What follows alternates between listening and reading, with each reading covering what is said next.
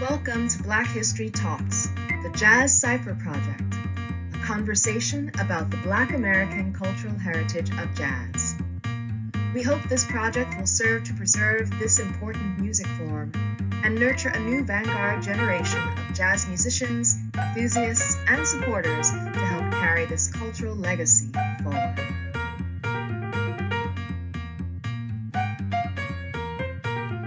Welcome back to another Jazz Cipher session. Every year in March, we celebrate Women's History Month.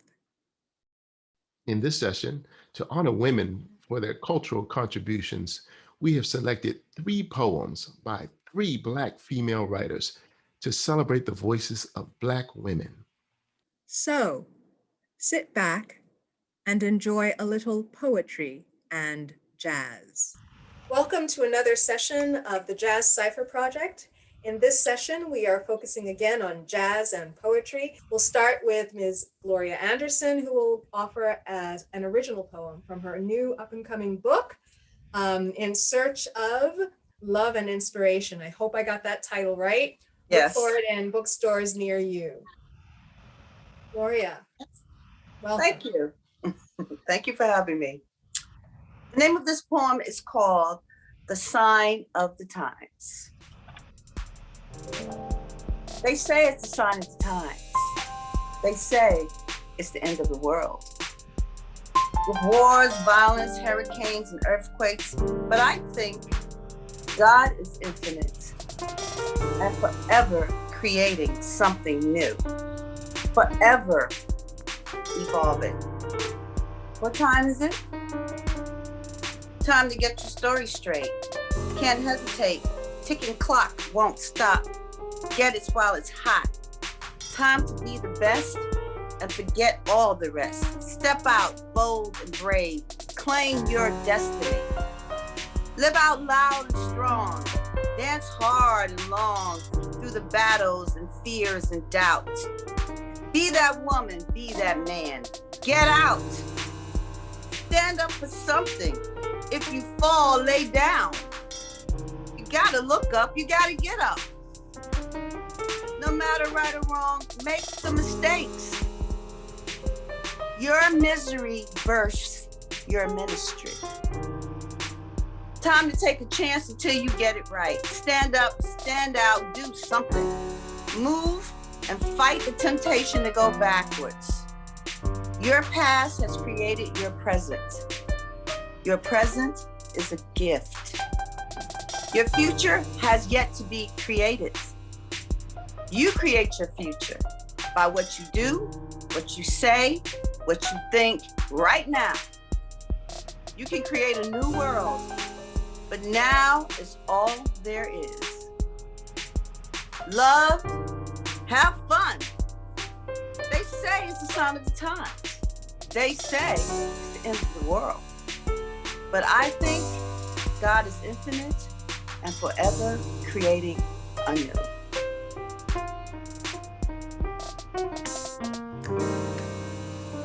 Thank you so much.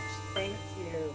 It's a wonderful, wonderful, and wonderfully inspiring poem. Thank you. I just wanted to find out a little more background about the poem. When did you create that piece? When did you create it? Did you create number one? And was it created as a song or as a poem, standalone poem? Well, it's a spoken word. I'm from St. Luke's AME, and I'm a part of the spoken word ministry. So I am a singer as well as sing in the choir and sing, with the praise team, but I am a writer. So I just feel like our situation is not new. Our situation as people, as an individual, this is not a color thing. This is about the individual who is always doubting themselves. People are always doubting themselves, and people are always told to shut themselves down. And you have to live your life. And you have to live it strong. You have to live it loud. As a singer, if I sing a wrong note, I sing it loud. I learned that a long time ago. You just can't be timid. When you're gonna do something, when you're gonna live your life, now is the present, and your present creates your future. Thank you so much, Gloria. You're welcome. Welcome to Carla Wills, our next reader. She will be reading a poem by Lucille Clifton. And we are just glad that you could join us for this session of Poetry and Jazz. Carla? Thank you, and it's wonderful to be here. Thank you for inviting me. This is Lucille Clifton's I Am Accused of Tending to the Past.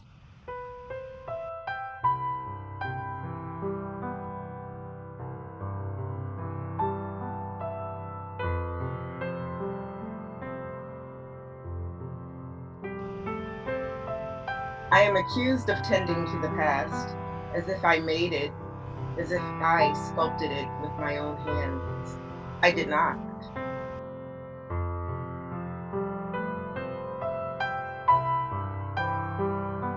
This past was waiting for me when I came, a monstrous, unnamed baby, and I, with my mother's itch, took it to breast and named it history.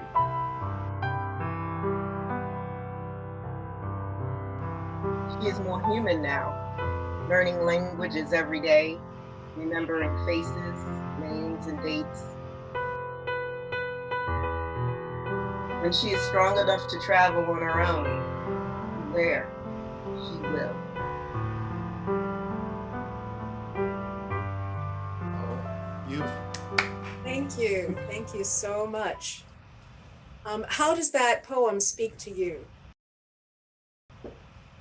I mean, I love history. And it is something that I am keenly aware of just every day in my life, my connection to the past, my connection to my family. And as I said before, I just feel a connection to Lucille Clifton because she's a native Marylander, as am I. And I'm a mother, and, you know, it feels like we're talking about that connection to our past and how we then nurture our own future, like through our children, through our connection to our community, and then what that impact will have on us as a people. So that's kind of what it feels like to me. Thank you so much. It's a beautiful poem. Our next guest will be Beagley Kingston. He'll be reading a poem by Langston Hughes, the title of which is Daybreak in not Harlem, Daybreak in Alabama. I think I've got Harlem on my mind. Beagley, thank you so much for joining us, and we look forward to hearing your rendition of Daybreak in Alabama. Thank you. Thank you so much for inviting me. Very honored to be a part of this Women's History Month. I probably should be reading a poem by a woman, but I did choose Langston Hughes. When I get to be a composer, I'm gonna write me some music about daybreak in Alabama. And I'm gonna put the prettiest songs in it, rising out of the ground like a swamp mist, and falling out of heaven like soft dew.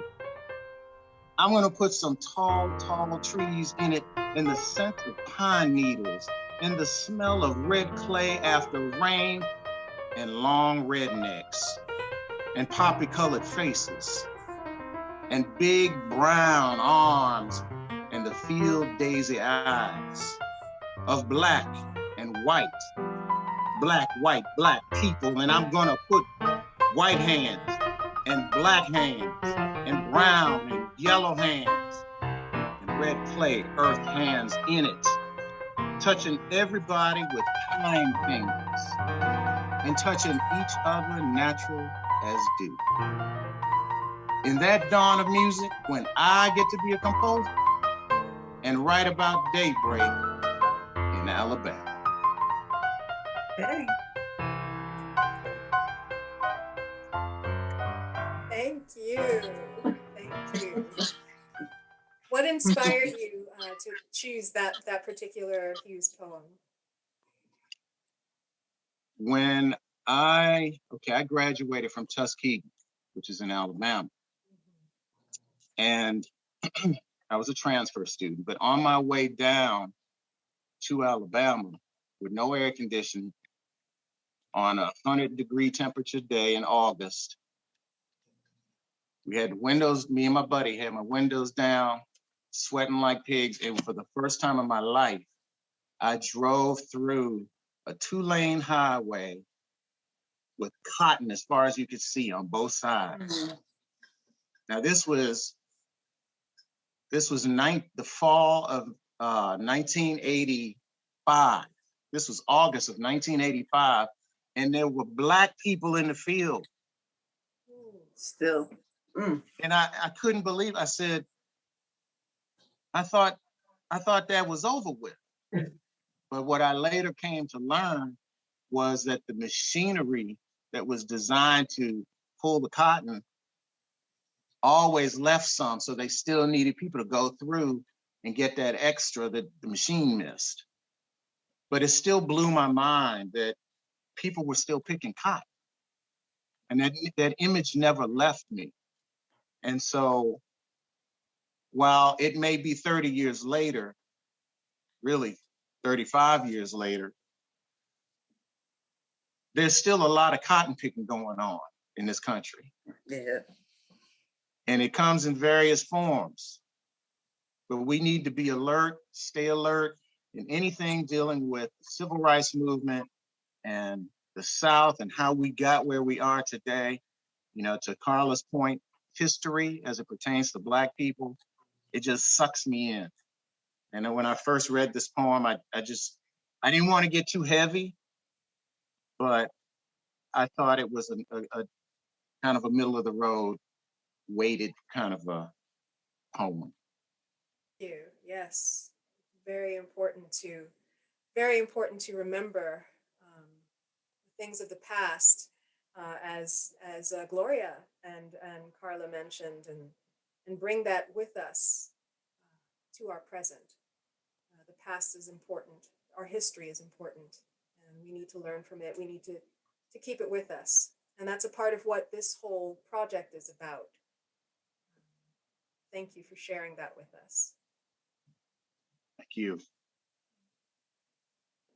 What we'd like to end with is our final poem that I will be reading by Maya Angelou, and I think it's suitable. Phenomenal woman.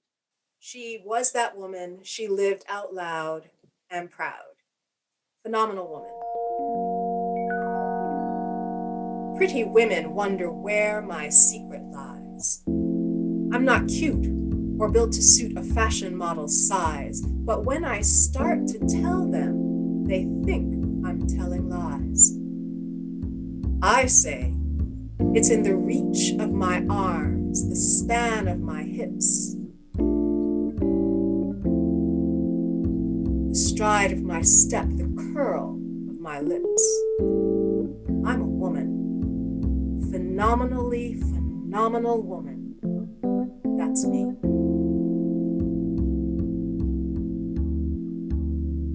I walk into a room just as cool as you please, and to a man, the fellows stand or fall down on their knees.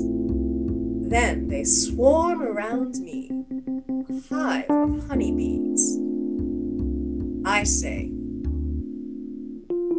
it's the fire in my eyes and the flash of my teeth, the swing of my waist, the joy in my feet. I'm a woman, phenomenally phenomenal woman. That's me. Men themselves have wondered what they see in me. They try so much, but they can't touch the inner mystery. When I try to show them, they still I say, it's in the arch of my back, the sun of my smile, the ride of my breasts, the grace of my style. I'm a woman, phenomenally phenomenal woman, that's me. Now you understand just why my head's not bowed. I don't shout or jump about or have to talk real loud. When you see me passing, it ought to make you proud. I say, it's in the click of my heels, the bend of my hair, the palm of my hand, the need for my care. Because I'm a woman, phenomenally, phenomenal woman. That's me. That's me.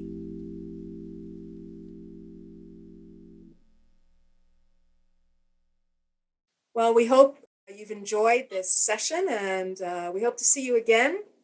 Remember to click a thumbs up or click to subscribe to the Jazz Cipher Project and come back again.